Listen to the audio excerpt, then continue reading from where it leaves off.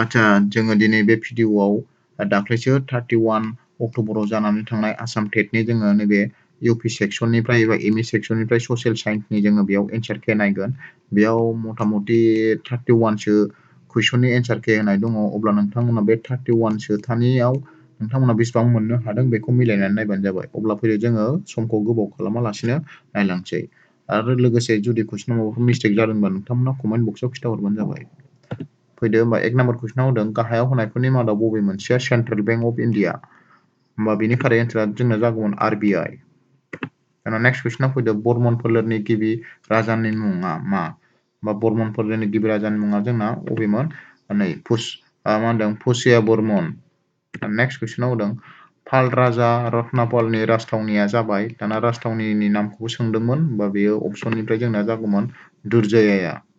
Next कुइसन 3 नाम्बाराव होनदों Indian national कंग्रेसनि गिबि आइजो प्रेसिडेन्टआ सोर? होमबा बेयो जागौमोन जोंना सरोजिनी नायडू। नेक्स्ट स्टाम्प डिउटिखौ भारतआव ब्रिटिशफोरा एबा ब्रिटिश सरकारा माब्ला इन्ट्रडिउस खालामहैयामोन? बेयो जागोन जोंना 1899 आव। नेक्स्ट कुइसन इकनमिक्सआव वेल्थनि ओंथि। वेल्थनि ओंथिया जागोन जोंना an accumulation of valuable economics resources that can be measured in terms of either real goods or money value। बे अपसना होनाय दंमोन अब्ला बेखौ जाय सायख'दों बे कारेक्ट जाबाय। नेक्स्ट कुइसनाव होनदों ancient king of Kamrup royal symbol. Kamrup royal सिम्बलनि गोदोनि कामरुप रयेलनि राजानि गोदोनि सिम्बला मामोन होननानै बुंबा मैदेरमोन। जायफ्रा मैदेरखौ होबोदों बे कारेक्ट जाबाय। नेक्स्टआव होनदों वेर इज द first session of the Assam Association held in 1995? अबाव जायामोन बेयो फार्स्ट सेसना आसाम एसोसिएशना डिब्रुगड़आव जादोंमोन। बा बेनि कारेक्ट एन्सारा डिब्रुगड़। जायफ्रा डिब्रुगड़खौ होदों बे कारेक्ट। नेक्स्टआव earliest known king of Kamrup was. कामरुपनि गिबिसिन गोदोनि राजाया सोरमोन होनबा महरिंग दानब। नेक्स्ट कुइसनाव which of the following was not discovered during the Indian Valley civilization?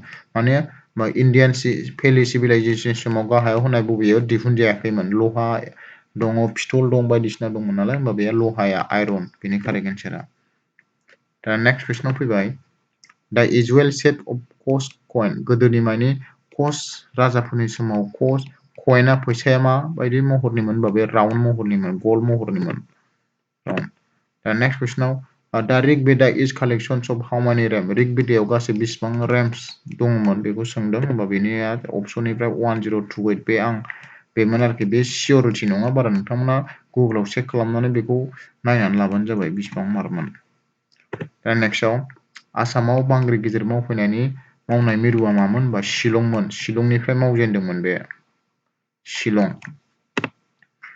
दा नेक्स्ट कुइसन largest natural gas producing state of India. माने नेचारेल गेस प्रडाक्सन खालामग्रानि माबाखौ बुंदों, स्टेटखौ बिदों। भारतनि मादाव बांसिन खालामो होनबा जोंनि माबायावनो खालामो बेखौ आसामावनो। जायफ्रा आसाम होदों बेयो कारेक्ट।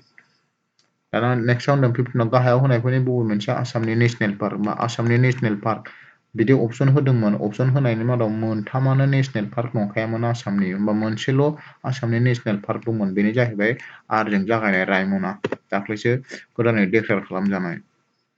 नेक्स्ट कुइसन सुप्रिम कर्टनि जाजनि रिटायारमेन्ट जानायनि समखौ सोंदों बे। बा रिटायारमेन्ट जानायनि समा बेसेबांमोन बिसिना? 65 बोसोर। दा नेक्स्ट कुइसन लक सभानि गासै सिट बेखौथ' मोनथिखायो बेसेबांमोन? 5, 4, 5 नङा होमबा बे। नेक्स्ट कुइसन जिडिपिनि बुंफुरलु माने जिडिपिनि बेहाय डेफिनेसनखौ सोंदों। बा बेनि डेफिनेसना नैबेनो जाहैबाय। बे अपसनाव नैबे जा दंमोन बेखौ जायफ्रा होदों बेनो कारेक्ट। नेक्स्टआव गाहायाव होनाय हादरफोरनि मादाव बबे मोनसेया इकुवेटरजों समानै बोखावजानाय बेखौ सोंदों। होमबा बेयो जोंना मा जागौमोन? आफ्रिकाया समानै बोखावजानायमोन। जायफ्रा आफ्रिकाखौ होदों बे कारेक्ट। नेक्स्टआव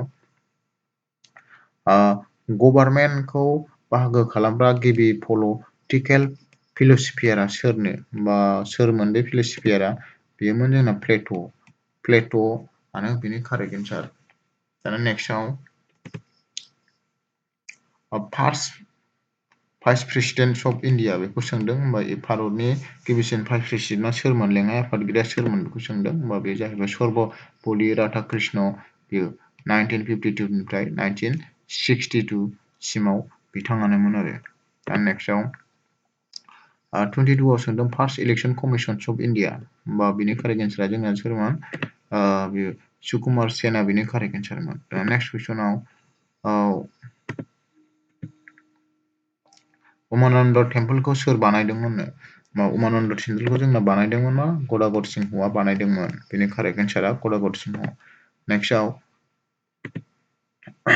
उमानन्द टेम्पोलखौ सोर बानायदोंमोन गदाधर सिंह नेक्स्टआव दङ जोंना भारतनि बांसिन आनइमप्लयमेन्ट रेट गोनां स्टेट माने बबे भारतनि बबे मोनसे स्टेटआव बांसिन आनइमप्लयमेन्ट दङ बे जोंना मामोन राजस्थान नेक्स्टआव भारतनि प्रपार्टि लाइन केलकुलेसन खालामग्राया सोरमोन बिनि कारेक्ट एन्सारा जाबाय मा NITI आय'गानो खालामो नेक्स्ट भारतनि GDP नि गासै एग्रिकालचार कन्ट्रिबिउसननि पार्सेन्टेजआ बेसेबांमोन बेयो सोंदों बेनि एन्सारा 15%। नेक्स्ट कुइसनाव होनदों हमलेन्ड अफ फेडारेसन होननानै बबे हादरखौ बुङोनो हमलेन्ड अफ फेडारेसन बेखौ बुङोमोन जोंना कानाडाखौ गोसोआव लाबानो जाबाय नेक्स्ट दाना नेक्स्ट कुइसनाव मा होनदों oldest regional party in India भारतनि बयनिख्रुइबो गोजामसिन रिजनल पार्टीनि मुंखौ सोंदों होमबा बेनि कारेक्ट एन्सारा जोंना जायोमोन शिर'मणि अकाली दल दाना नेक्स्टआव बबे हादरनि पलिटिकेल बेरेखा हान्जाया स्ट्रं बेनि कारेक्ट एन्सारा जायोमोन इन्डिया आरो UK मोन नेक्स्ट कुइसनाव होनदों आसाम पन्चायत सिस्टेमा जोंना मा बियो 3 टायारनि जायो 3 टायार जायफोरा 3 टायारखौ होबोदों बियो कारेक्ट जाबाय आरो नेक्स्ट कुइसनाव आसाम पन्चायतखौ दादोंमोन आसाम पन्चायत एक्टखौ जोंना माला दादोंमोन 1994 मायथाइयाव दादोंमोन नोंथांमोना बेखौ होबोदोंबा जाबाय नेक्स्टआव बुहुमाव मोननाय गोग्गो दैनि बिबां बुहुमाव गासै बेसेबां जौखोन्दो गोग्गो दै मोनो बेखौबो सोंदोंमोन होमबा बुहुमाव गासै जों मोनो अनलि 3%ल' गोग्गो दै मोनो आरोखि 3% होमबा बिनि कारेक्ट एन्सारा मा जागौमोन बे 3%आनो जागौमोन आरो दाना फैदो जों नेक्स्ट नायबावनोसै